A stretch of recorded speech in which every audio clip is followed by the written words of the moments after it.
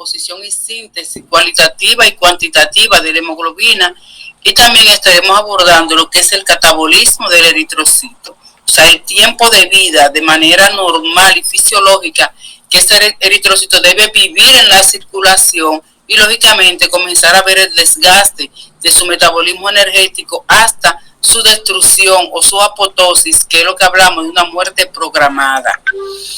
Entonces, cuando nosotros hablamos de hemoglobina, ¿qué entienden por esa hemoglobina?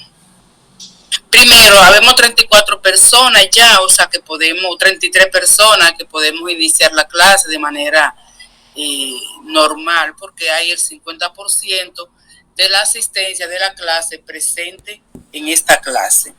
Entonces, comencemos hablando un poquito de lo que es la hemoglobina para nosotros dar inicio ya de manera formal a la clase. Dominga, dime. En cuanto a la investigación, maestra, que estuve buscando, dice que la hemoglobina es uno de los componentes más importantes de los glóbulos rojos, y este compuesto es una de las proteínas que llamamos hemo, que fija el oxígeno para hacer el intercambio de los pulmones por un dióxido de carbono. Exacto. Y también le decimos la cromoproteína más importante del eritrocito. Profe, también la hemoglobina es la que se encarga de llevar el oxígeno a los diferentes tejidos del organismo. Exacto. ¿Y qué otra cosa hace Awilda? Aparte de profe, transporta el oxígeno de los pulmones hacia los tejidos. Ok. Y de los tejidos a los pulmones. Exacto. No es sí, disculpe que interrumpa, pero en realidad la parte proteica de la hemoglobina es la globina y la parte metálica era de el grupo hemo. Exacto. Awilda, cuando nosotros hablamos de que lleva oxígeno desde los pulmones hasta los tejidos, de los tejidos, ¿qué es lo que realmente él retira? Porque recordemos que la hemoglobina es un carrito transportador que se va a transportar oxígeno en las diferentes direcciones, pero de los tejidos, cuando baja el pH, que hay una acidosis, ¿qué es lo que realmente él retira de los tejidos? Dióxido de carbono, maestra. El dióxido de carbono. Ese dióxido, dime. También es la que le da ese color rojo a la sangre, la hemoglobina. Exacto. Pero ese dióxido de carbono, ¿cómo le llamaríamos nosotros a ese dióxido de carbono? CO2, maestra. No, el CO2 es el oxígeno. Ok. Calva.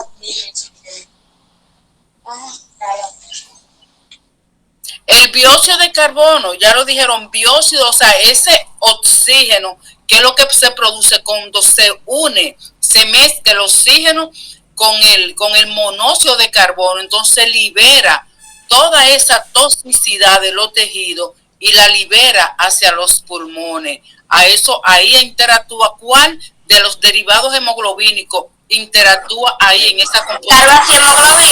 La carboxihemoglobina. Y es necesario que esa carboxi actúe para poder liberar esa toxicidad del organismo y liberarla hacia los pulmones. O sea, cuando esos procesos se dan de manera normal, natural en el organismo, o sea, no podemos decir que son alteraciones.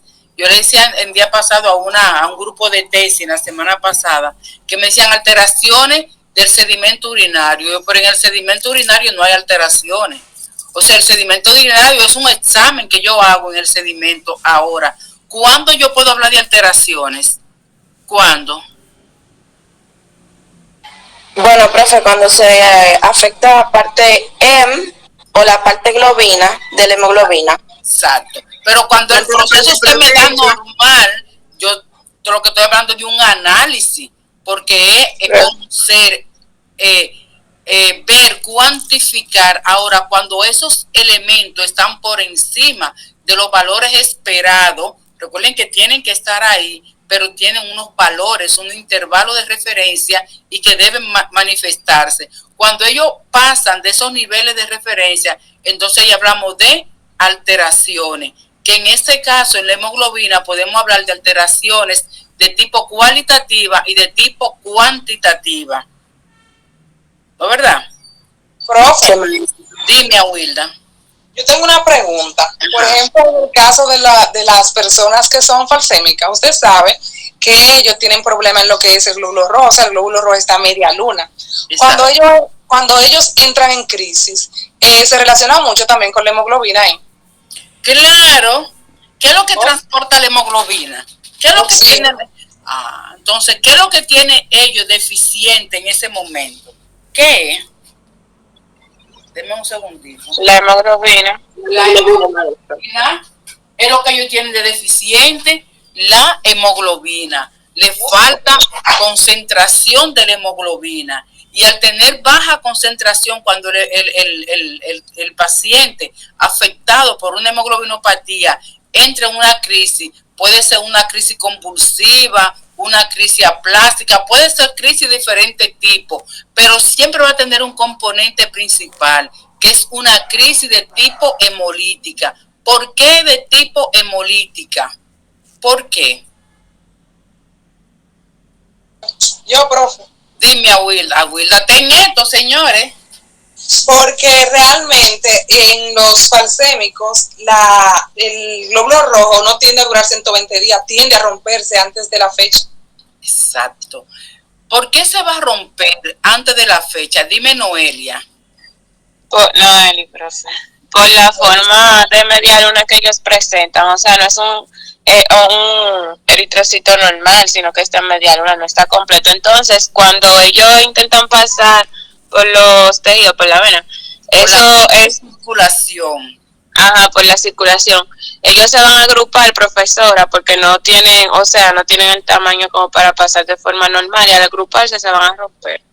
O sea, ellos lo que hacen es que entaponan la vía, producen esto, un tapón. Exacto, entonces el eritrocito que viene detrás, porque no todo el eritrocito que ellos tienen es en forma de media luna. El eritrocito que viene detrás de forma oval no puede atravesar esa microcirculación esclénica de la circulación. Entonces, ¿qué va a pasar ahí? Que se produce una crisis hemolítica. ¿Qué pasa con ese eritrocito, que es tipo drepanocito, media luna? Que su hemoglobina polimerizó hacia los extremos y me va a producir lo que se llaman los cuerpos cricoides. Esos cuerpecitos endurecidos, como yo les digo, hombrecitos, duritos, y son los que van a hacer que se produzca esa obstrucción en la circulación. Si se encaquillan varios de esos eritrocitos de esa forma, como ellos no tienen una forma rápida de circular, de moverse en la circulación, van a obstruir la circulación, impidiendo que el eritrocito normal pase por esas pequeñas circulaciones, esas pequeñas aberturas que se da para que el eritrocito pueda circular de manera normal.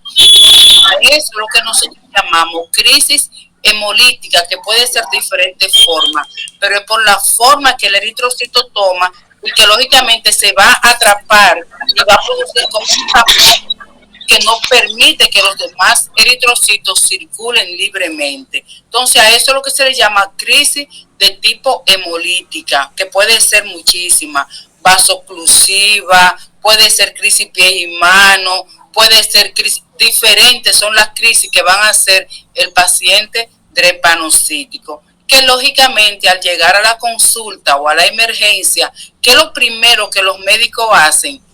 ¿Qué ustedes creen que le van a dar de inicio? Oxígeno. No necesariamente. ¿Cuál es la pregunta? ¿Qué le dan de primero?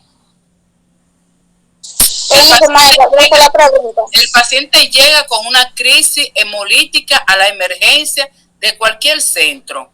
Saben ya que es falsémico porque el padre, la madre, dice, mi paciente, él es falsémico. ¿Qué es lo primero que se hace en ese caso? ¿Le hacen una electroforesis, maestra? No, porque él es falsémico. Ok. Ellos saben un diagnóstico. ¿Qué es lo primero en calidad de emergencia o de sacarlo, tratar de sacarlo de esa crisis? ¿Qué es lo primero que se hace? Sangre, profe. No necesariamente, porque ellos no conocen el nivel de hemoglobina todavía de ese paciente. si la necesita o no la necesita. Y posiblemente lo que él está haciendo es una crisis compulsiva, o sea, ¿qué es lo primero que se recurre? Un hemograma completo, maestro. Se hace el hemograma para conocer el nivel de hemoglobina, pero yo necesito sacar al paciente de la crisis. ¿Qué le hacemos?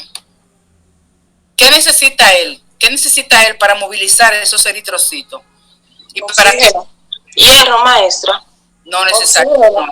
No. Señores, líquido. Lo primero que se hace con ese tipo de pacientes es hidratarlo, es colocarle una solución al paciente para producir movilidad. Y dependiendo de la respuesta o el paciente se le colocan los medicamentos que lleve en ese momento, porque recuerden que el paciente trepanocítico no tiene una medicación propia que diga esto es lo que con esto que se saca, no. Él va a obedecer y va a responder al medicamento dependiendo de la crisis que él esté haciendo. En una crisis hemolítica, lo primero es hidratar al paciente. Si está en la casa, mucho líquido. Y si llegó a la emergencia, poner una solución para hidratar, darle movilidad, que eso eritrocito para ellos moverse. Dime, Caterina. ¿Eh? Dime, Caterine. No, profe, parece que me quedó el micrófono abierto. Ok. Hay varios, sí, hay micrófonos que están abiertos. Miren, vámonos a la presentación de hemoglobina para que vayamos haciendo las interrupciones de rigor, nutriendo la presentación en la medida de sus inquietudes. Me voy a compartir pantalla. Ok.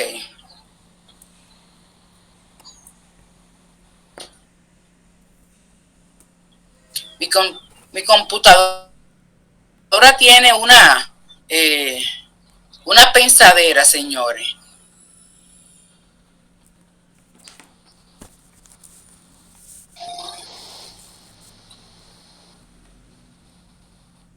Ok, ¿se le está proyectando ahí? Sí. Ok, vamos a la copita. El escenario es...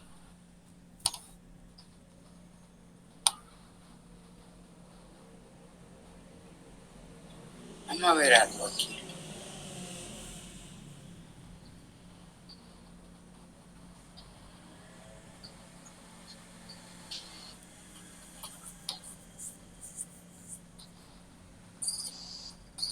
Ok.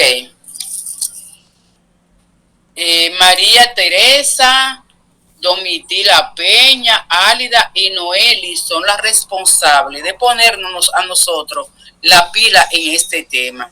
El escenario de ustedes. Maestra, permiso, y Catherine Crescencio, que yo era de hierro, pero hubo una confusión. Ok.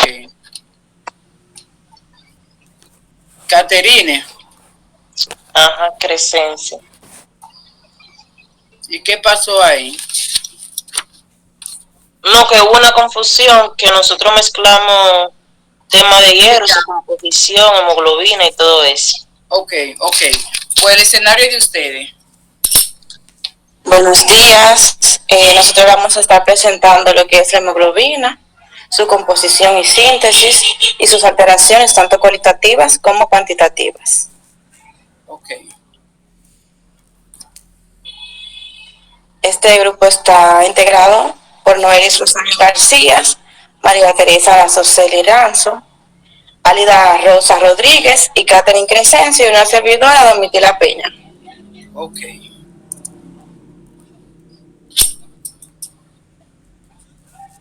Esta parte de la hemoglobina y su composición estará a cargo de mí. Yo voy a iniciar la exposición. Siguiente, profe.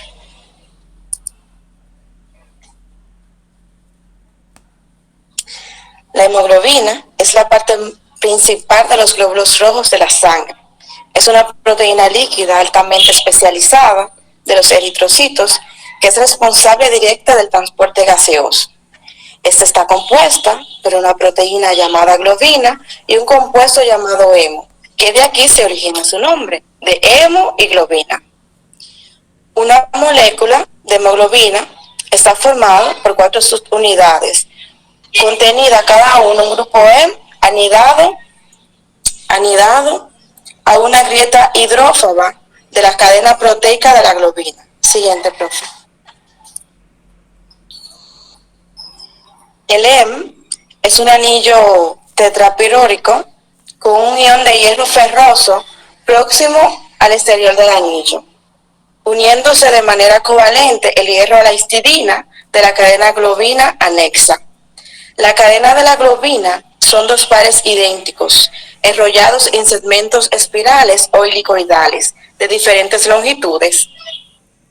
El pegamento de las cadenas coloca al M cerca del exterior de la molécula, donde fácilmente se puede combinar con el oxígeno. Siguiente, profe. La síntesis de la cadena polipeptídica de globina se realiza en los polirribosomas libres del citoplasma, y ese está bajo el control genético.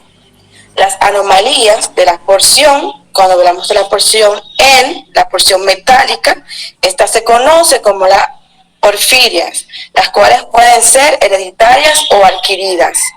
Cuando hay entonces una alteración en la parte proteica, como ya le mencioné, la parte proteica que le pertenece a la globina, se conoce como una hemoglobinopatía. Y la más frecuente tenemos la hemoglobina S, la C, la D, la E y la talasemia. Siguiente, profe. Ahora le voy a hablar sobre la función, o sea, una de las funciones principales de la hemoglobina.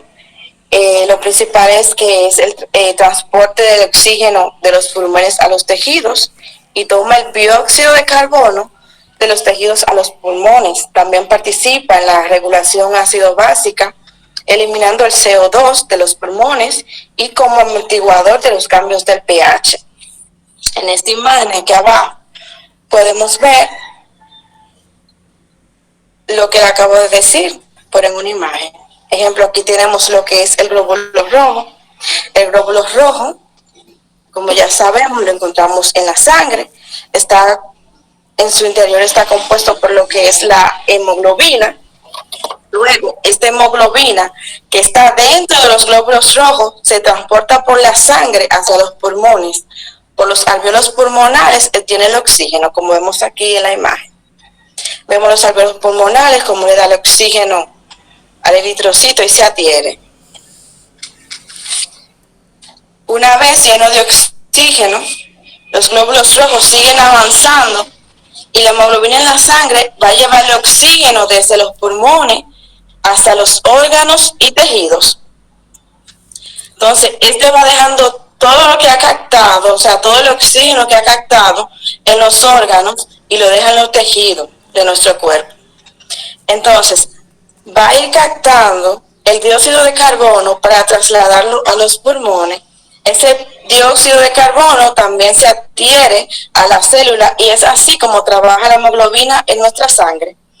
Se llena de oxígeno, lleva el oxígeno a los órganos y tejidos, los deja allí, entonces capta el dióxido de carbono que los tejidos no necesitan y lo traslada hacia los pulmones. Siguiente, profe. Para terminar, le voy a hablar sobre los valores de referencia. Esas son las unidades tradicionales. En hombres tenemos que es de 14 a 18 gramos sobre decilitro. Y en mujer es de 12 a 16 gramos sobre decilitro. No es bueno que tengan menos de 14 ni por encima de 18. Tanto en mujer no es bueno que tengan menos de 16 porque se puede estar hablando de una anemia, ni por encima de menos de 12 ni por encima de 16, que ahí lo que conocemos como la talasemia y esas cosas. Hasta aquí mi parte. La siguiente parte, que es sobre la síntesis, estará a cargo de la compañera Noel. Ok, un segundito. Ok, cuando pare, está bien. Un segundito. No, ha compuesto. No, de- tranquila, yo sé. Está bien.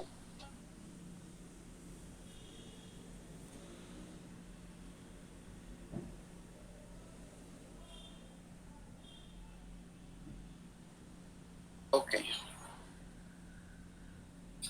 Porque es que yo no pude descargarla temprano porque tenía... Ustedes saben que yo no soy tan tecnológica, es lo primero. Y me la mandaron en un formato que no me daba acceso a abrirla. Pero luego vi que la volvieron a enviar y sí a le pude abrir. Entonces continúa, Noeli. Buenos días, como ya dijo mi compañera, yo estoy a cargo de la síntesis de la hemoglobina y también le voy a hablar de lo que es el compuesto de la hemoglobina. Mira la siguiente. Bien, hay algunos compuestos que son derivados de la hemoglobina, ya mencionaron una mientras estábamos debatiendo al principio la clase. Estos compuestos derivados son, o sea, se forman al estar en contactos con otros compuestos. Ejemplo, la oxemoglobina, esta se forma cuando está en contacto con lo que es el oxígeno. Esta hemoglobina es la que se encuentra en mayor cantidad, o sea, y es el compuesto funcional. La desoxiemoglobina, esta todavía no está en contacto con el oxígeno. La carboxiemoglobina, que esa fue la que mencionaron al principio, cuando estábamos debatiendo, esta hemoglobina está en contacto con el monóxido de carbono. La metahemoglobina, esta se deriva de la hemoglobina en la cual el hierro ferroso del grupo M se convierte en hierro férico, o sea, está en contacto con el hierro. Y la sulfahemoglobina. Esta hemoglobina se combina con sulfitos provenientes de la combustión incompleta de los diferentes sulfatos. Voy a darle a la siguiente. Y ahora sí voy a entrar en lo que es la síntesis de la hemoglobina. Como ustedes saben, la hemoglobina es compuesto de dos partes, de la parte proteica globina y de la parte hemo. Estas se sintetizan de diferente manera, o sea, por dos vías diferentes, pero están relacionadas porque al final estas se combinan. La síntesis del grupo hemo, esta se sintetiza en lo que son los eritroblastos a partir de la glicina y la succinilcoenzima A, y estas constan de 4 etapas fundamentales. Estas se dan a nivel intramitocondriales y a nivel de los citoplasmas. Y también está la síntesis de la globina. Estas están compuestas de las cadenas alfa y beta. Están codificadas por los cisgenéticos, o sea que esta síntesis de esta proteína se da a nivel genético. Esta expresión está regulada de forma coordinada para asegurar una producción equivalente de ambos polipeptídicos. Existen 6 tipos diferentes de cadenas globiníticas, Pero como ya dije, que lo importante a resaltar aquí es que el grupo hemo se sintetiza a nivel de los eritroblastos, que es lo importante resaltar, y el grupo globina se da a nivel genético, que está en los loci. Ahora sí, para hablar de la síntesis de hemoglobina durante el desarrollo, cómo llega la hemoglobina a nuestro cuerpo, se han descrito varias moléculas de hemoglobina humana estructuralmente diferentes. Estas son sintetizadas no solamente en un lugar, sino que son en diferentes lugares mientras nos vamos desarrollando. Y estas responden a las distintas necesidades de adaptación del oxígeno. Ejemplos. Iniciamos en el embrión. Durante las primeras semanas de gestación, la síntesis de hemoglobina está restringida a los primitivos eritroblastos del saco vitelíneo. Ahí es donde empieza la síntesis de hemoglobina. Diga, profe. Del saco vitelino. Ajá, vitelino, gracias. Y estas producen 3 tipos de hemoglobinas mayoritarias, que ya la profe había mencionado con anterioridad. Estas son la hemoglobina Gower 1, hemoglobina Gower 2 y la hemoglobina Portland 1 y 2. No sé si recuerdan que la profe estaba mencionando que ya cuando estas hemoglobinas permanecen en el adulto, ya son anomalías porque no es normal que estén en un adulto cuando se produce en las primeras semanas de gestación. Y también tenemos hemoglobinas minoritarias, que son la hemoglobina Portland 2 y hemoglobina Portland 3. Noeli, ¿cómo consideramos nosotros esa hemoglobina? ¿De tipo intraembrionaria o extraembrionaria? Intraembrionaria, profe, porque se da en el extraembrionaria. Recuérdate que esas son las cadenas de hemoglobina, la cadena polipeptídica de la hemoglobina embrionaria, que se van a dar a nivel del embrión en su primera semana de vida. Luego, cuando el embrión aumenta sus necesidades nutricionales, entonces pasamos a una hemoglobina intraembrionaria, donde se van a formar lo que son los acúmulos angiógenos o el desarrollo ontogénico, como tú misma lo tienes ahí. En esa etapa se va a sembrar ese hígado fetal. ¿Y qué hemoglobina comienza a sintetizarse ahí en esa ya hemoglobina de tipo intraembrionaria? Y que lógicamente se está sembrando el hígado. ¿Y qué hemoglobina va a comenzar a sintetizarse en ese momento? Sí, profe, yo que tuve una confusión, pero voy a continuar. Okay. A partir de las 8 semanas de gestación, la eritropoiesis, ya como usted dijo, tiene lugar en el hígado, o sea, ya es intraembrionaria. Exacto. En el hígado del feto. Esta sintetiza predominadamente la hemoglobina F. Existen dos tipos y una pequeña cantidad de hemoglobina A. Entre las 18 semanas de gestación y el nacimiento, el hígado es progresivamente desplazado a lo que es... Escúchame, cuando se siembra el hígado fetal, la producción en ese momento es de hemoglobina fetal, con 2 cadenas alfa y 2 cadenas gamma. Prominentemente es fetal la producción. Ahora, que al sexto mes, séptimo mes de desarrollo del feto, interactúa esa hemoglobina fetal con la hemoglobina adulta, eso sí, produciéndose esa hemoglobina adulta que va a tener los 2 componentes, que lo vi que están más adelante. O sea, la hemoglobina fetal no desaparece hasta una semana antes o una semana después del nacimiento. Van a interactuar conjuntamente. La cadena gamma no desaparece en el individuo hasta después del nacimiento, que entra a trabajar la cadena beta de la hemoglobina adulta. ¿Me entendieron un poquito ahí? Sí. Ok, continúa, Noeli.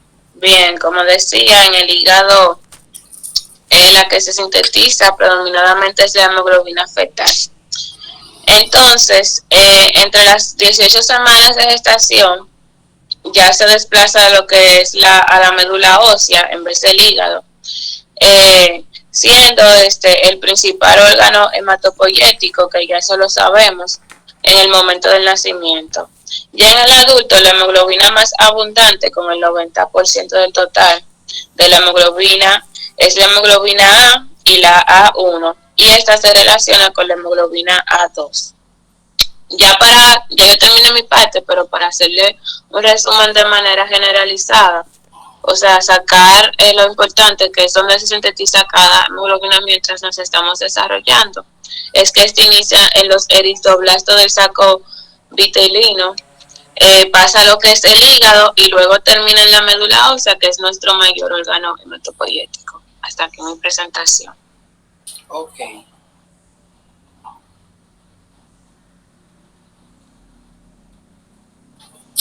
¿Quién continúa ahora? María. María Teresa. A la siguiente, ok. Ok. Buenos días, mi nombre es María Teresa. Yo estaré hablando de lo que son las alteraciones de las hemoglobinas de tipo cualitativas. Cuando hablamos de alteraciones cualitativas, vamos a hacer énfasis en lo que es el mecanismo molecular, la molécula de la hemoglobina y los tipos de hemoglobina. Voy a pasar a la siguiente página.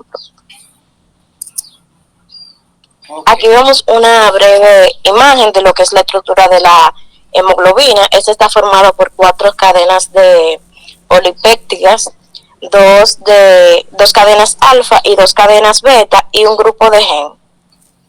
La siguiente. Recuerden que cuando nosotros decimos hemoglobina, estamos hablando de la hemoglobina que se va a dividir en 2 partes, una cadena hemo, como ya lo dijeron, y una cadena globina. Esa parte del hemo es la parte metálica de la molécula de hemoglobina, y esa parte globínica es la parte proteica de la molécula. Esa parte del hemo es la que lógicamente contiene el hierro de la molécula, y la parte de la globina es la parte que contiene las cadenas de aminoácidos, que es donde se van a producir las alteraciones. En ambas cadenas, tanto en la parte hemo como en la parte globínica, se producen alteraciones. Las alteraciones que se van a producir a nivel de la parte metálica, ¿cómo la conocemos? De la parte del hemo, ¿cómo la llamamos? Vamos a ver, María, o alguna que sepa. Las de la parte del hema se conocen como porfirias. Exacto. Y la parte de la globina se conocen como hemoglobinopatía. Hemoglobinopatía y talasemia. ¿Por qué nosotros dividimos la palabra hemoglobinopatía y talasemia si ambas son 2 alteraciones de la globina? Profe, porque una se da, ¿cómo le digo? Maestra, porque una se da en el hígado, que vendría siendo, ay Dios mío. Hablamos de hemoglobinopatía y talasemia. Son 2 alteraciones que se van a dar en la molécula de la globina, en la parte proteica, la parte que contiene los polirribosomas y las cadenas, lógicamente, de aminoácidos, la que va a actuar como receptor y transmisor genético, es la que va a producir y va a transmitir esa parte de lo que son esos las cadenas polipeptídicas, y es la que va a ser el transmisor genético de nosotros, de nuestra memoria. ¿Por qué las separamos y decimos hemoglobinopatía y talasemia? Si ambas son 2 condiciones de tipo estructurales, porque las 2 son estructurales. Si ambas tienen un componente de base hemolítico, si ambas son 2 alteraciones de tipo genética, porque se transmiten de manera autosómica, una recesiva con penetración intermedia, que es la hemoglobinopatía, y otra también de tipo autosómico recesivo. Una es de tipo cualitativa y la otra es de tipo cuantitativa. O sea, ¿qué diferencia una alteración de la otra si tienen tantas cosas en común? Vamos a ver. Te podría decir, profe, que en cuanto a la talasemia se hablará del porciento de... Dame un segundito. El porciento que presenta, la cantidad de inadecuada de hemoglobina que presenta. En cuanto a la... ¿cómo que se dice? Disminución. En cuanto a la otra, se verá, en cuanto a la hemoglobinopatía, se hablará más de lo que, o sea, de la parte cualitativa. Bueno, anda más o menos por ahí. ¿Quién es cualitativa aquí? De las 2 alteraciones. La hemoglobinopatía. Las hemoglobinopatías son cualitativas, exacto. Y las talasemias son de tipo cuantitativa. ¿Pero por qué? Como la compañera estaba diciendo, maestra, las talasemia son cuantitativas porque es en la alteración, o sea, en el aumento, como se ya sabe cuantificar. Y la otra, esta va a ser ya como quien dice lo que le va a pasar a la hemoglobina, la forma de la hemoglobina, que es la forma cualitativa. O sea, esa no es la respuesta en realidad. O sea, tú dices hay una disminución. En la hemoglobinopatía hablamos que son de tipo cualitativa y decimos que son de tipo estructural, porque las cadenas polipeptídicas, las cadenas que componen esos aminoácidos, no se van a ver lastimados, o sea, no van a perder ninguna porción de sus cadenas. ¿Qué es lo que va a pasar ahí? Que yo voy por la derecha y yo debo ir a la derecha, pero nada, por una condición yo decido irme a la izquierda. Se van a sustituir una cadena de aminoácidos por otra cadena de aminoácidos, pero no se va a perder ninguna porción de esas cadenas. O sea, se sustituyen simplemente. En el caso de la hemoglobinopatía S, que es la hemoglobina drepanocítica, la alteración drepanocítica, ¿qué pasa? Que se va a sustituir el ácido glutámico por la valina, pero no se perdió una porción, ¿o sí? No, yo decidí que en la sexta posición, en la cadena beta, yo me voy a cambiar, porque yo como que me siento más cómodo de este lado. Me cambié, pero ese cambio, ¿qué produce en el individuo? Alteraciones de tipo genética y alteraciones, lógicamente, de tipo cromosómica, porque eso se da en un loco de un cromosoma. ¿Qué pasa con las talasemias? No hay sustitución, sino lo que hay es una supresión parcial o total de una cadena de aminoácidos. O sea, se deja de sintetizar, pudiera ser de manera parcial o de manera total, o lo que también algunos autores llaman delección, parcial o total. No se suprime la cadena alfa, y al suprimirse la cadena alfa, ya ahí se ve la magnitud, luego se investiga qué magnitud de esa cadena se suprime. Entonces a esa supresión es que se le llama alfa-talasemia. Si se suprime la cadena beta, ¿cómo llamamos a esa supresión? A la condición al final del camino. Beta-talasemia. A beta-talasemia. Luego, en el análisis nos damos cuenta, y en los estudios pertinentes que se realicen, nos damos cuenta qué tan intenso o qué tan parcial fue la sustitución, la supresión de esas cadenas.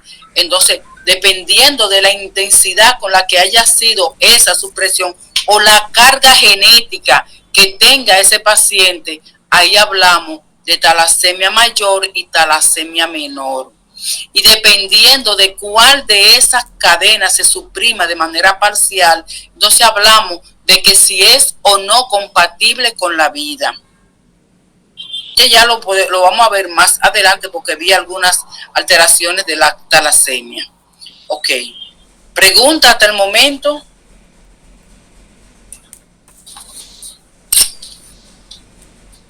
Ok, continuemos. La siguiente, profe, por favor. Ok. Entonces, aquí hablaremos de lo que son el mecanismo molecular. Primero hablaremos de lo que es las mutaciones puntuales, que esta se conoce como sustituciones simples porque afectan a un único nucleótido de los tres que forman un codón. Esto se produce en un genoma cuando se segrega, se remueve o se combina un único par de bases. El mecanismo de control determinado también es denominado mutación sin sentido. Este es un cambio en el ADN que hace una proteína que hace que una proteína suspenda o termine su traducción antes de lo esperado. También está la incisión o delección.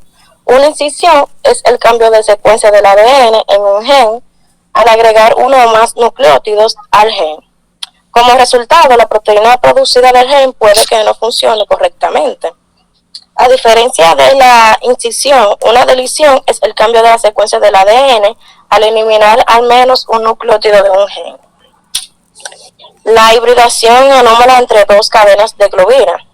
Esta obedece a un entrecruzamiento desigual entre parte del gen delta de un cromosoma y del gen beta del cromosoma homólogo durante el proceso de la meiosis. Siguiente, profe.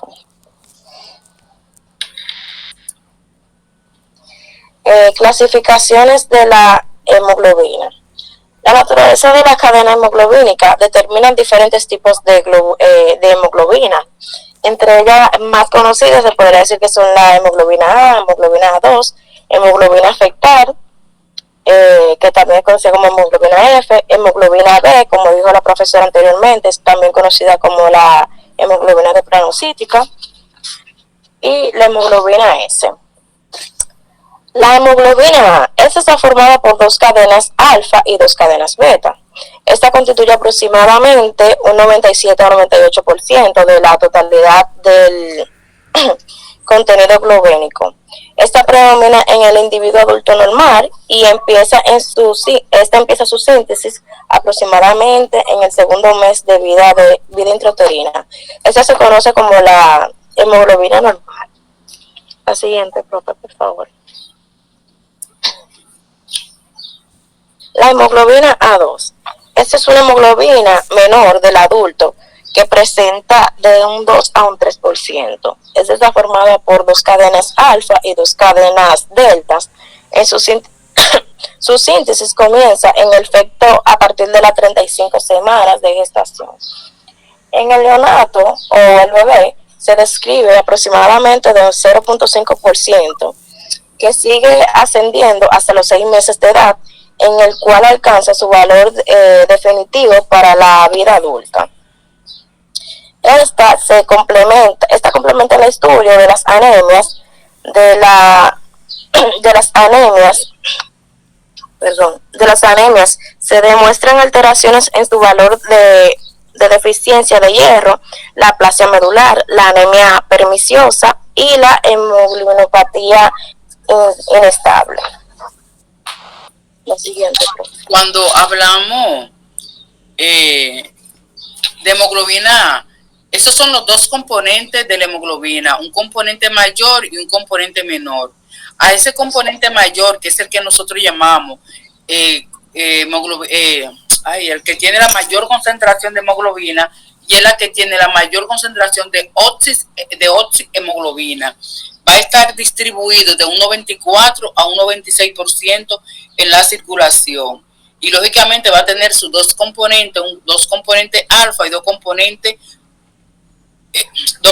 alfa y dos componentes beta, que lo vamos a ver acá en esta formación de hemoglobina. En algunos libros nos aparece de un 97 a un 98, pero en la tradición en los libros tradicionales aparece de un 94 a un 96%. Es la hemoglobina realmente predominante en el adulto. Ese componente mayor, que es el componente A2, lo vamos a encontrar de 4 a 6% distribuido en la circulación, y va a tener dos componentes alfa y dos componentes delta. Cuando ese componente está por encima, más o menos de 3.5 en adelante, entonces podemos decir que el paciente pudiera correr con una talasemia. Ya se vería en los estudios cuál fue la cadena que se afectó, pero sí pudiera correr con lo que es la parte talasémica. O sea, la talasemia la vemos en esta alteración de la hemoglobina. Ok, continúa. Bueno, entonces hablamos ahora de la hemoglobina fetal, también conocida como hemoglobina F. Esta está formada por dos cadenas alfa y dos cadenas gamma. Esta predomina durante la mayor parte del embarazo, presenta alteraciones de un 80% del contenido hemoglobínico de los hematíes en recién nacidos. Ese decline progresivo es hasta los 10 meses de vida. Durante el desarrollo embrionario fetal existen 4 tipos de hemoglobina. Las principales son la hemoglobina Gobel 1, Gobel 2 y hemoglobina Portland y la hemoglobina fetal. Las dos primeras hemoglobinas, como ya hemos mencionado, la hemoglobina Gobel 1 y Gobel 2, desaparecen después de la segunda semana de gestación. A diferencia de la hemoglobina Portland, que esta puede prolongar su presencia hasta el nacimiento, aunque en cantidades mínimas. La siguiente. La hemoglobina S, también denominada hemoglobina de plasmocítica, constituye la hemoglobinopatía más frecuente en el mundo. Esta se produce en la sustancia del ácido glutámico por la valina en la posición 6 de la cadena beta. Este simple cambio es capaz de incluir una producción de alteración de las cadenas globínicas que polimeriza o baja la tensión del oxígeno, formándose largas fibras de hemoglobinas que distorsionan totalmente la estructura del hematíes, el cual adapta una forma de hoz. Estos hematíes falciformes aumentan la viscosidad sanguínea y bloquean la circulación capilar de diferentes áreas del organismo, produciendo microinfartos. Exacto. Que es lo que estábamos diciendo ahorita, cuando se forman esos cuerpos tactoides, que son cuerpecitos endurecidos, al polimerizar la hemoglobina hacia los extremos. Ok. Entonces, aquí hablaremos de lo que es la hemoglobina S. Esta hemoglobina se caracteriza por la sustitución del ácido glutámico de la posición 6 de la cadena beta por lisina. El estado homocigótico se caracteriza por una ligera anemia hemolítica crónica con... ¿cómo se dice? Hemolítica. Sí, hemolítica crónica. Voy a participar ahí con esplenomegalia. Esplenomegalia.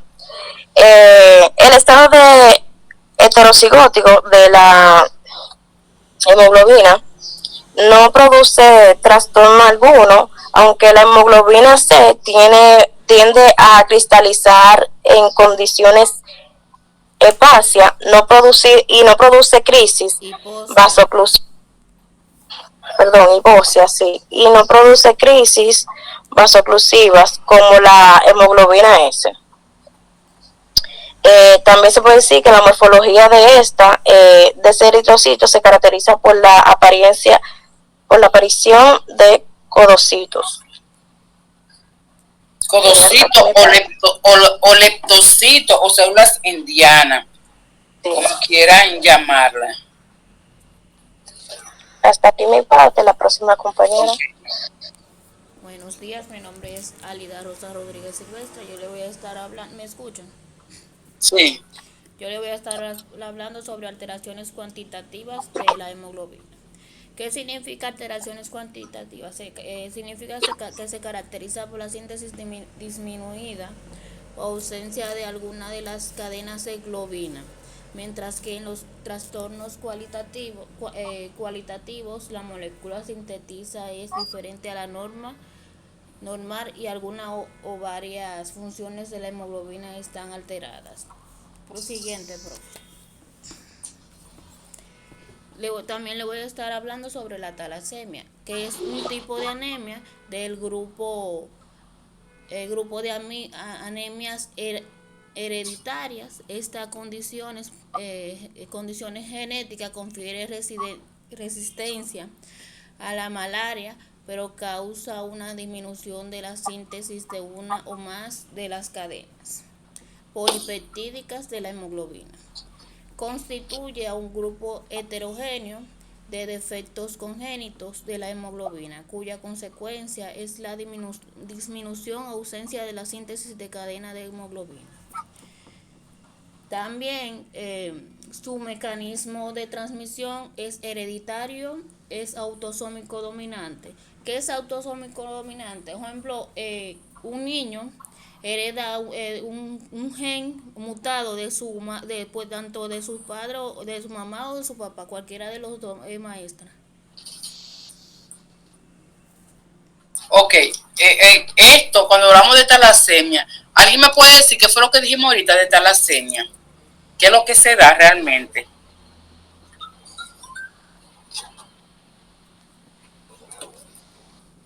Dime, tú misma, Álida, ¿qué es lo que se da con la talasemia? Yo en lo que leí, Ajá. que es es una anemia, por ejemplo, que da cuando ejemplo del oxígeno que está disminuido. No. ¿Qué dijimos ahorita de talasemia? ¿Qué nos diferencia a nosotros la talasemia de la hemoglobinopatía? ¿Cuáles son las tipo de ambas? Es de tipo cuantitativo. El cuantitativo, ¿y qué más dijimos? Pues lo dijimos ahorita. También, maestra, dijimos que en la talasemia hay una supresión parcial o total de los aminoácidos. Exacto, de las cadenas de aminoácidos. Y alfa y la beta. Dependiendo de cuál aminoácido se suprima, entonces podemos hablar de alfa talasemia, beta talasemia, dependiendo cuál de los dos sea que se suprima. Y la intensidad, ahí es que vamos a hablar de talasemia mayor y talasemia menor. Por ejemplo, yo voy a estar hablando sobre la alfa talasemia, que esta constituye la alteración genética. Exacto. Y la beta es la disminución de la producción de las cadenas beta. Es que no va a depender disminución o aumento, se va a suprimir una de las dos se pudiera suprimir, entonces es que tú vas a llamar alfa talasemia o beta talasemia, una de las dos, o pudieran ser las dos cadenas de aminoácidos, pero y eso tiene otro componente. Eso es lo que tú tienes ahí, es el cuadro de Punnett que hablamos aquí, de la transmisión genética, las condiciones genéticas que tiene cada individuo a la hora de la transmisión. ¿Cuánto papá o mamá puede aportar a sus hijos? En lo que yo leí de la definición de autosómico dominante, un 50% de un gen mutado puede ser del padre o de la madre. Exacto. O sea que no es una pregunta, profe, no todos los hijos pueden tener ese gen mutado. Míralo ahí, era un ejemplo. Ahí vamos a tener un 25% de hijos totalmente sanos. ¿No es verdad? Aquí tenemos dos posibilidades de hijos. Exacto. Y aquí tenemos un hijo 100% afectado. En cada embarazo que se va a dar, dependiendo de las condiciones, de la condicionante de cada padre, si el papá y mamá, los dos son portadores, ¿qué vamos a tener consigo? Que pudieran ser que den un 50% de hijos enfermos. Ahora, cuando uno de los dos no es portador, entonces las probabilidades van a disminuir. Pero eso no quiere decir que pudiera no tener hijos nunca portadores de la condición, como pudiera que en cada uno, porque en cada embarazo se va a dar el 25, el 50 o el 75%. Todo va a depender de la carga genética de cada individuo. Recuérdense que las condiciones genéticas se dan al azar. Un ejemplo, hay algunos que dicen, casi los primeros hijos, los primogénitos, no cargan con esa gran carga genética de los padres. ¿Quiénes son los que terminan cargándola? El hijo del medio o el más pequeño. Por generación, viceversa. Exacto, es asunto de generación. Y vuelvo y le digo, la carga genética es al azar. Dice el profesor Dionisio que la carga genética es azarosa, es a quien le toque y punto. O sea, él no habla de que no, él dice que eso es azaroso, a quien le tocó se jodió y punto. Porque es al azar. Y tú te vas a encontrar, yo conozco un caso de que mamá, de que los hijos son, el papá es portador de falsemia, y sin embargo, de sus 4 hijos, solamente un solo salió con la condición, los otros 3 no tienen. y pudiera ser que ninguno de los 4 tuvieran, o pudiera ser que los 4 fueran afectados. ¿Me entiendes? Maestra. Sí, porque eso es al azar, la genética es al azar, es a quien le tocó. Siguiente, profe. Vamos a continuar, ok. Perdón. Principales formas de talasemia. Está la alfa-talasemia, la beta-talasemia y delta-talasemia. La alfa-talasemia se constituye la alteración genética más frecuente en la población mundial. Está ampliamente extendida a través de los países mediterráneos. Por ejemplo, como en España, y en otros países, no me acuerdo cuáles son. La beta-talasemia, por ejemplo, en la alfa-talasemia, se encuentra la hemoglobina F, por ejemplo, alfa 2 y gamma 2. Y la hemoglobina en adulto, alfa 2 y beta 2.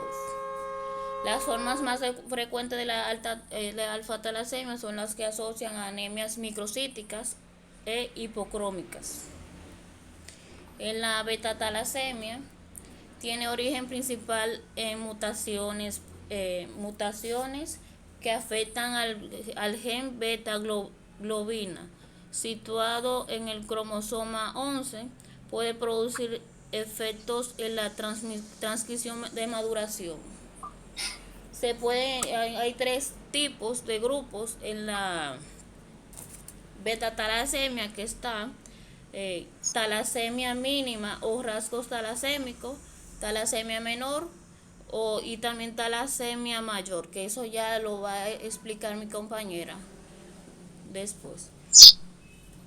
Profe, Ajá.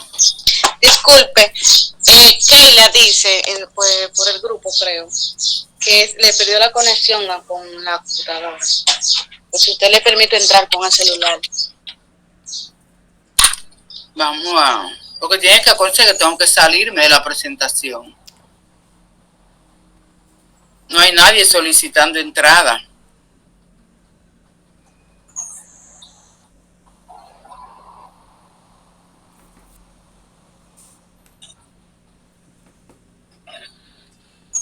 Aquí no hay nadie solicitando entrada.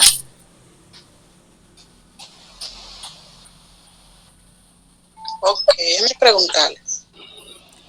Sigo, profe. Ok, continúa. La delta-talasemia normalmente obedece a largas lecciones de implicar el gluten. ¿Qué es el gluten? Profe. Gluten es una sustancia que mayormente vamos a encontrar en algunas alteraciones hemoglobínicas. Ok. Hasta aquí. Ok. O sea, que uno lo encuentra más o menos en cuáles sustancias. Ahora mismo tengo, por lo menos casi en todo lo que es carbohidrato, vamos a encontrar gluten. No sé si últimamente ustedes no ven productos que te dicen libre de gluten. O sea, eso es como para las personas que no pueden comer nada con gluten. Exacto, son cargas proteicas del organismo. Recuerda que está prácticamente dentro de la cadena proteica de la globina. Entonces son sustancias que están dentro de la molécula.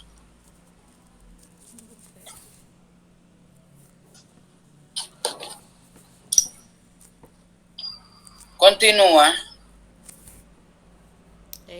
Va Catherine ahora. Aquí estoy.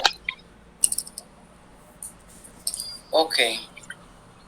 Buenos días, mi nombre es Catherine Crescencio, como ya hemos mencionado, y yo estaré hablando de la característica de la talasemia cuantitativa. Hay una gran diferencia en lo que es la talasemia mayor y la talasemia menor. La talasemia mayor hereda el gen defectuoso de ambos padres, y la talasemia menor se presenta si se recibe el gen defectuoso de un solo padre. Las personas con esta forma de trastorno son portadores de la enfermedad y por lo regular no tienen ningún síntoma. También estaré hablando de lo que son las patologías. Un nivel de alfa se llama talasemia cuando está bajo. Un nivel bajo de nivel beta se llama talasemia beta cuando está bajo. Y cuando se usan las palabras rasgo menor, intermedio mayor, estas palabras describen lo que es la gravedad de la talasemia. También está lo que es la beta delta talasemia, que esta es una forma menos frecuente y está compuesta de beta talasemia, en la que se deteriora la producción tanto de la cadena delta como de la cadena beta. Y estas mutaciones pueden ser heterocigotas u homocigotas. La imagen que está ahí dice que aquí están los síntomas, que estos pueden variar de leves a severos. Está la palidez, la debilidad y el crecimiento del vaso. Como yo antes mencionaba, el diagnóstico puede ser un estudio hemoglobínico o genético. Y el tratamiento, transfusión de sangre, ácido fólico y trasplante de médula ósea, que también se le dice TMO. También está lo que es el reencuentro de hemoglobina normalmente bajo. Y dices que un reencuentro de hemoglobina normalmente bajo no siempre es un signo de la enfermedad. Puede ser normal para algunas personas, y las mujeres con periodos menstruales o embarazadas comúnmente tienen reencuentro de hemoglobina baja. Un reencuentro de hemoglobina, una dosificación de hemoglobina baja. Ok. Un reencuentro bajo de hemoglobina puede estar asociado con una enfermedad o afección que hace que el cuerpo tenga muy pocos glóbulos rojos, y esto puede ocurrir por los siguientes motivos. El cuerpo produce menos glóbulos rojos de lo habitual, o el organismo destruye los glóbulos rojos más rápido de lo que puede producirlo, o tiene pérdida de sangre. Las enfermedades y afecciones que hacen que el cuerpo produzca menos glóbulos rojos de lo normal son el cáncer, la enfermedad intestinal inflamatoria, anemia por deficiencia de hierro, intoxicación por plomo, leucemia, mieloma múltiples y anemia por deficiencia de vitaminas. También está lo que es el vasodilatado o esplenomegalia, que estas son las enfermedades que hacen que el organismo destruya los glóbulos rojos más rápido de los que pueden producirlo. La hemólisis, la anemia de células falciformes, entre otros. Si los niveles de hemoglobina están muy altos, esto podría ser signo de enfermedad pulmonar. Está lo que es la enfermedad del corazón, la policitemia vera, un trastorno en que el cuerpo produce demasiados glóbulos rojos. Pase la siguiente imagen, maestro. La beta-talasemia mayor es una de las talasemias no más frecuente, pero sí de mayor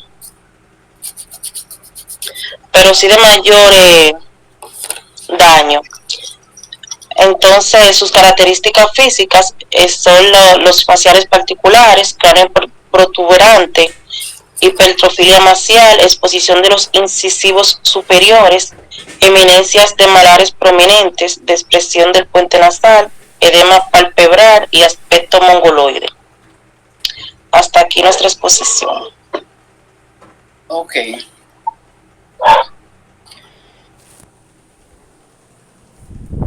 Cuando hablamos de alteraciones en cuestión de lo que es la hemoglobina, vamos a ver esa forma, ese contenido hemoglobínico de la célula en diferentes formas.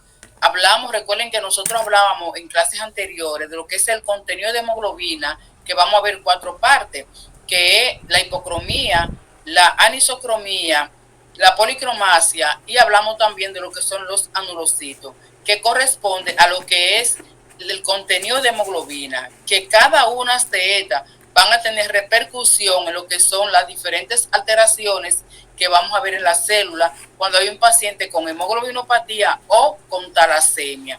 Ambas condiciones son de tipo hereditaria, ambas condiciones son de tipo estructurales, porque van a afectar cadenas importantes de lo que es la hemoglobina, la cadena de aminoácidos. Cuando hablábamos de lo que es la parte también de la hemoglobina en cuanto a su afinidad cromática, lo que es la distribución de la hemoglobina, en esa distribución que ustedes lo mencionaron ahí está el codocito, el leptocito o dianocito, como quieran llamarle, o pueden llamarle sombrero mexicano, tiro al blanco, sombrero, como quieran llamarle. O sea, va a tener diferentes formas, y lo que son también los etomatocitos, que van a estar dentro de esa distribución de la hemoglobina, que lógicamente se van a ver reflejados en las diferentes alteraciones de la globina. Y decíamos, y su compañera hablaban, de que las alteraciones de la hemoglobinopatía son una sustitución, que dependiendo de la sustitución de cadena de aminoácidos, que sustituya un aminoácido por otro, entonces le vamos a poner un nombre. En el caso de la hemoglobinopatía S, que es la anemia drepanocítica, hablamos del ácido glutámico por la valina. Pero si no es el ácido glutámico por la valina, entonces se sustituye el glutámico por la lisina, hablamos de hemoglobinopatía C. Y así se van a ir dando sucesivamente los diferentes cambios, pero no se lesiona la cadena de aminoácidos, simplemente se sustituye. Mientras que en la talasemia no es una sustitución, sino es una supresión o una que puede ser de tipo parcial o total de una de las cadenas de aminoácidos, y eso me va a decir a mí que es de tipo cuantitativo, porque se suprime una cadena de aminoácidos, se deja de producir, y la que dejó de producir, a esa le ponemos el nombre de esa condición genética, y dependiendo de su intensidad, entonces hablaríamos de talasemia mayor o talasemia menor. ¿Alguna pregunta hasta ahí? Y saber que la hemoglobina es la cromoproteína más importante del eritrocito. Sin esa cromoproteína, nuestra vida no tendría oxigenación. ¿Por qué el paciente con una alfa-talasemia mayor es incompatible con la vida? Porque va a lesionar 3 cadenas de aminoácidos importantes. La cadena ASU1, ASU2 y la cadena fetal se van a ver afectadas con alfa-talasemia mayor. Pero dijimos que la concentración de hemoglobina, de oxihemoglobina, la mayor concentración está en la cadena alfa, de un 94 a un 96%. Si no hay oxigenación, ¿puede tener calidad de vida o sobrevivir ese paciente? Le dejo una pregunta. Claro que no, profe. Claro que no. Ok, entonces nos vamos con catabolismo del eritrocito. Ok, me voy a compartir estamos ya compartiendo pantalla, déjenme irme a la presentación.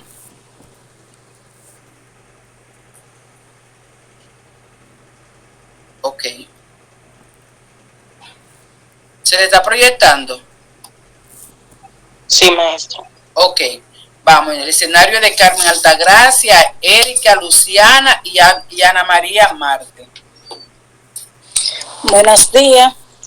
En el día de hoy vamos a estar hablando del catabolismo del eritrocito. Este grupo está constituido por Carmen Altagracia Galván, Ana María Martes y esta servidora, Erika Rojas. La voy a dejar con mi compañera Carmen, que va a darle introducción al tema. Ok.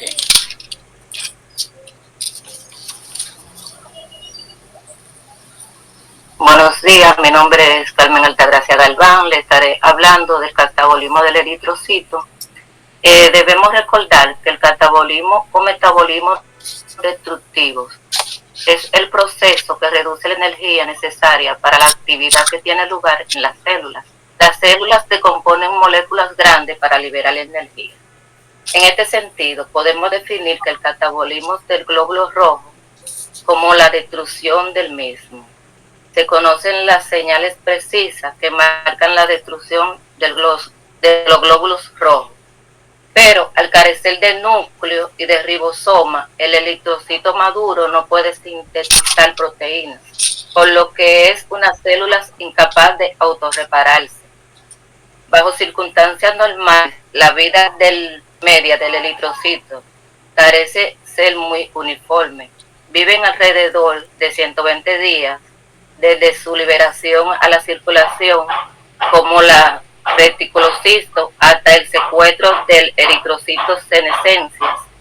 En las células del eritrocito endotelial del vaso y del hígado. Cuando hablamos de senescencia, te quiere decir que tiene una muerte o destrucción.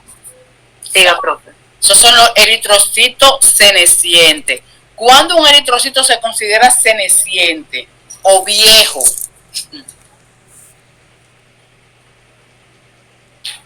Continúa. Componente del eritrocito. ¿Quién está hablando? La membrana biológica del eritrocito está compuesta por lípidos en un 40%. Proteínas en un 50%. Siga, profe, ahí. Componente del eritrocito.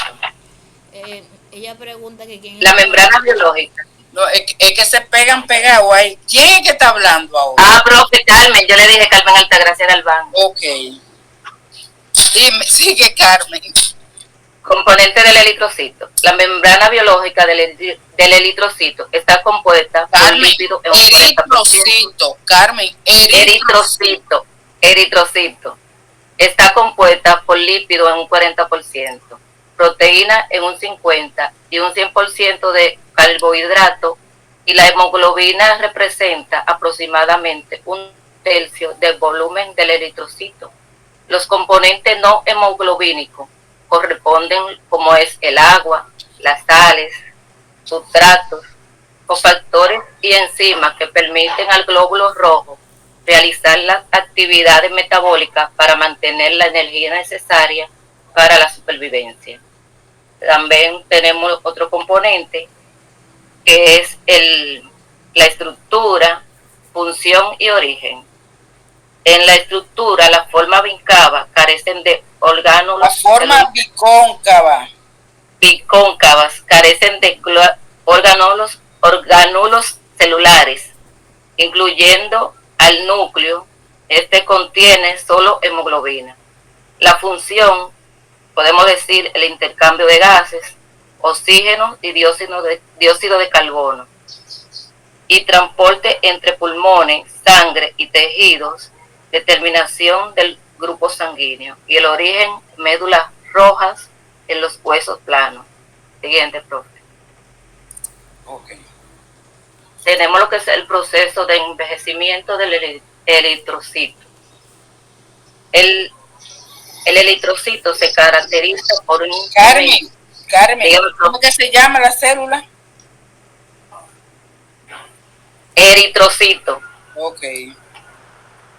Se caracteriza por un incremento en las concentraciones de calcio intracelular libre, debido a un incremento en la permeabilidades a calcio, que pueden iniciarse por choque osmótico, estrés mecánico, depleción de energía o incremento de los procesos oxidativos que sobrepasan los sistemas de protección antioxidante.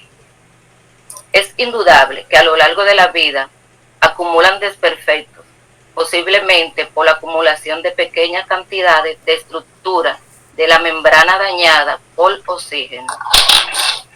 Esta región alterada son identificadas y movidas por el retículo endotelios durante el proceso de los reticulocitos por el vaso y el hígado. También los reticulocitos pierden de manera progresiva algunas de las enzimas críticas necesarias para el metabolismo mediante intermedio y la capacidad antioxidante. Además, se ha puesto que un mecanismo de tipo inmune puede contribuir al envejecimiento normal y patológico de los glóbulos rojos. Hasta aquí mi posición. Ok. Bien, voy a continuar yo. Erika Rojas, donde le voy a estar hablando de la hemólisis del eritrocito. Lo primero que tenemos que tener en conocimiento es qué es la hemólisis, este es el fenómeno de la desintegración de los eritrocitos, también conocido como glóbulos rojos o hematíes. El eritrocito carece de un núcleo y de organulos, por lo que no se puede reparar ni muere cuando se desgasta. Este proceso está muy influido por la tonicidad del medio en el que se encuentran los eritrocitos. Por ejemplo, en una solución hipotónica con respecto al eritrocito, este pasa por el estado de hemólisis, se hincha por el exceso de líquido y luego de esta célula estalla debido a la presión que se encuentra en ese momento. Entonces este estado genera una menor cantidad de las células que transporten oxígeno al cuerpo entre los elementos como los anticuerpos. Puede pasar, maestra.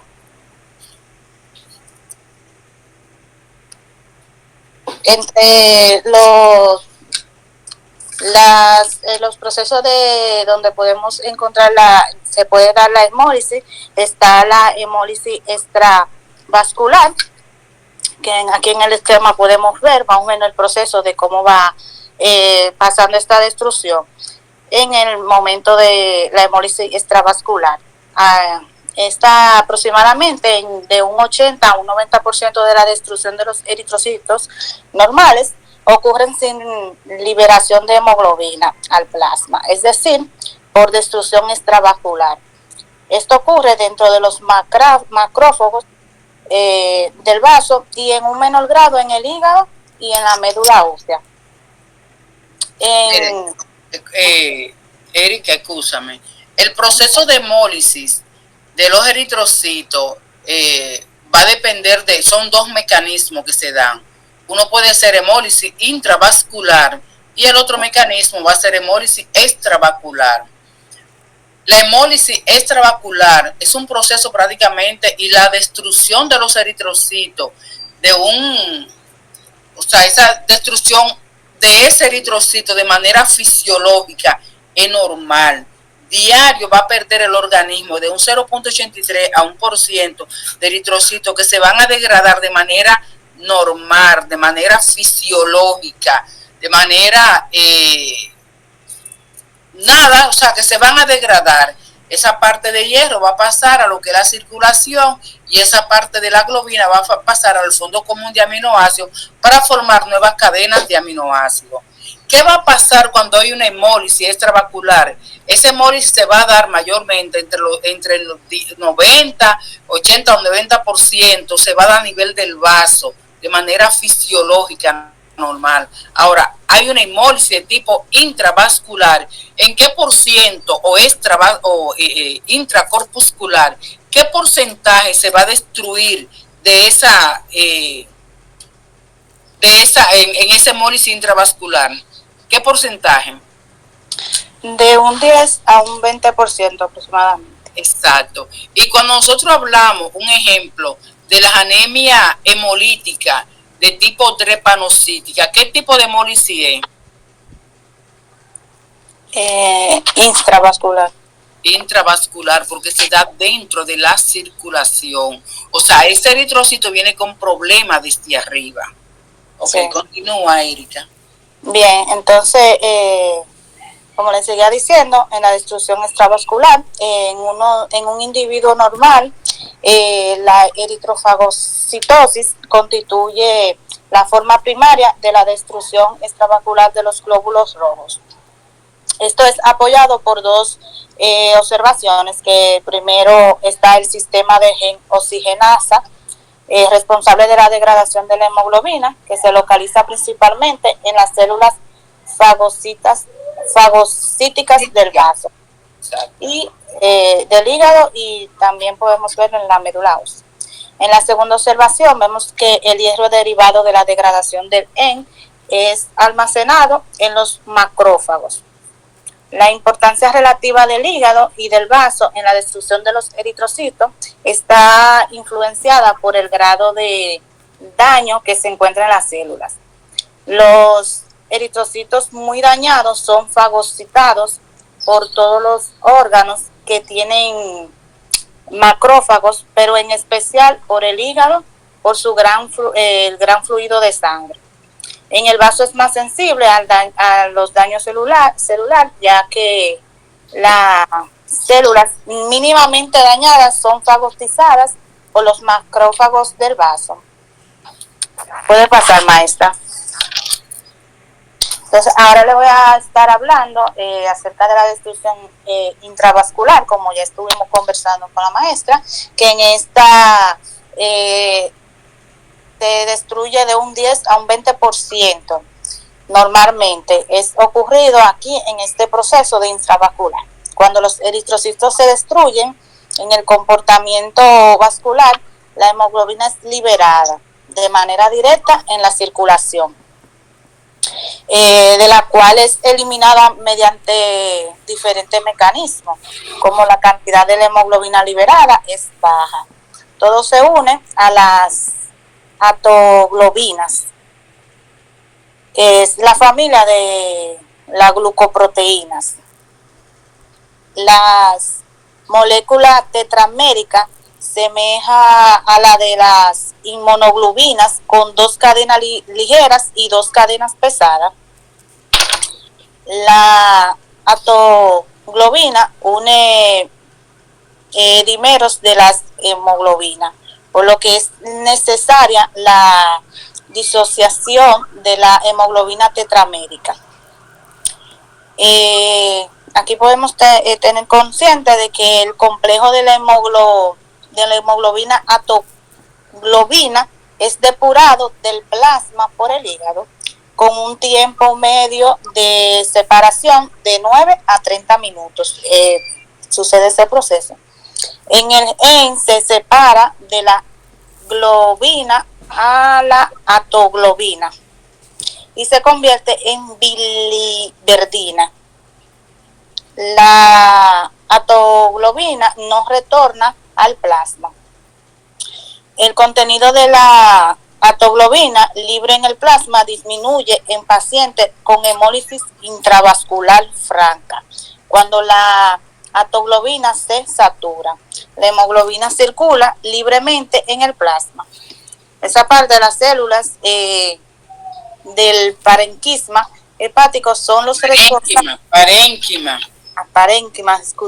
hepáticos son responsables de la eliminación parcial de la hemoglobina del plasma. Además, la hemoglobina se disocia en dímeros que pasan a través del glomérulo para ser reabsorbidos por los túbulos proximal, y así tener la capacidad de este se cede y la hemoglobina aparece en la orina.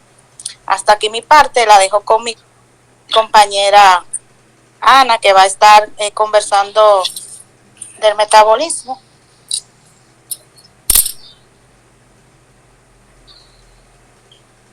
Continúa, Ana.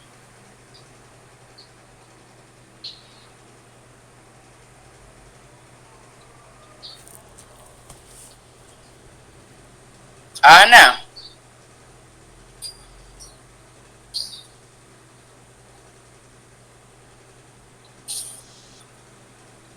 Al parecer Ana se quedó, profe.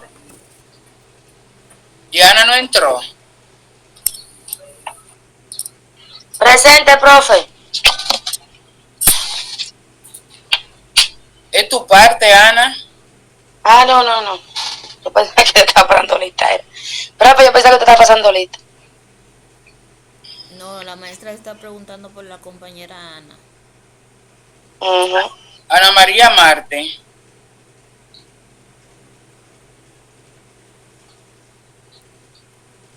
Ok, cuando hablamos del metabolismo de ese eritrocito, vamos a creo que ya nos responde, maestra.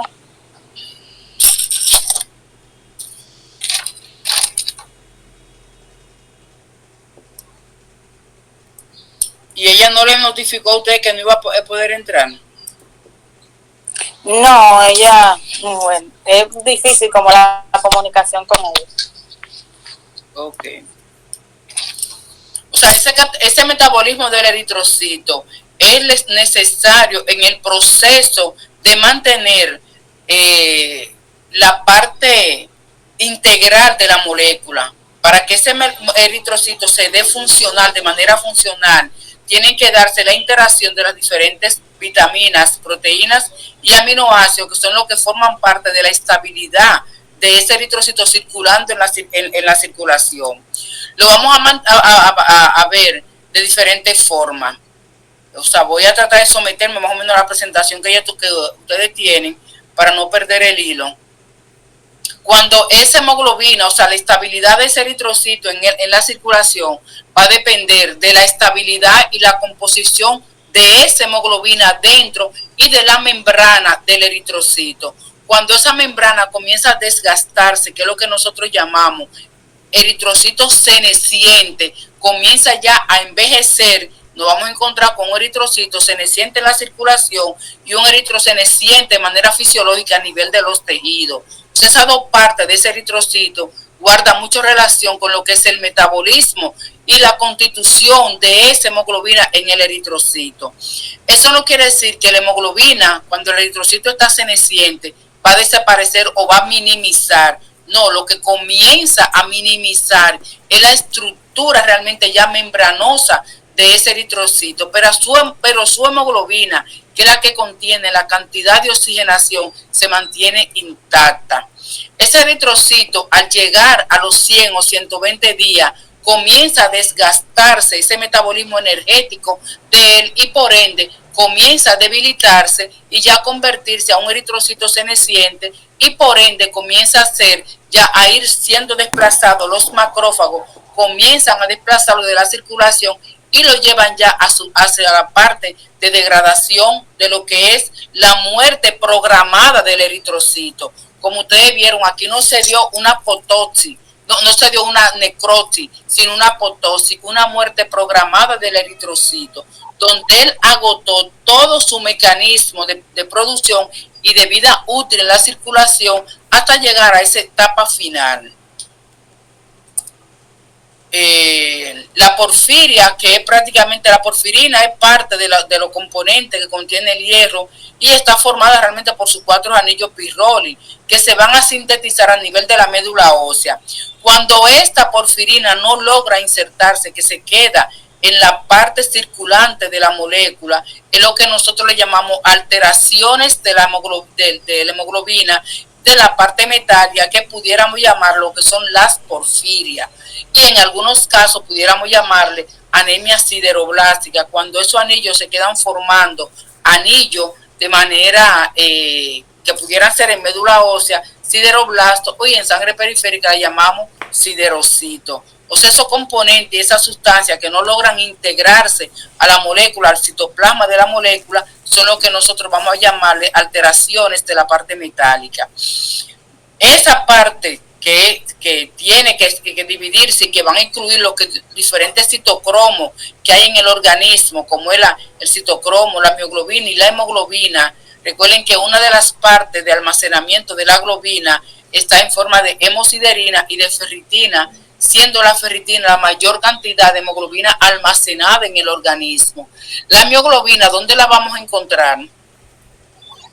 La mioglobina la vamos a encontrar en el músculo, maestra. Exacto, a nivel de los músculos y los citocromos a nivel de todas las terminaciones nerviosas y mucha parte de ella a nivel de los pulmones y cerebro.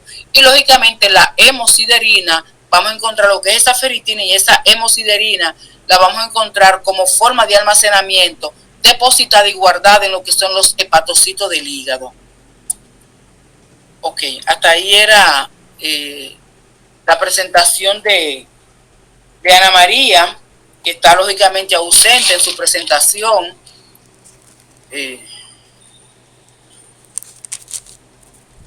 Vamos a cerrarla y dejamos de compartir pantalla. Preguntas, aclaraciones, dudas, algo que quieran que le aclaren. Dime, Lady. Disculpe, profesor, fue sin querer. Ok. Vamos, preguntas, dudas, aclaraciones.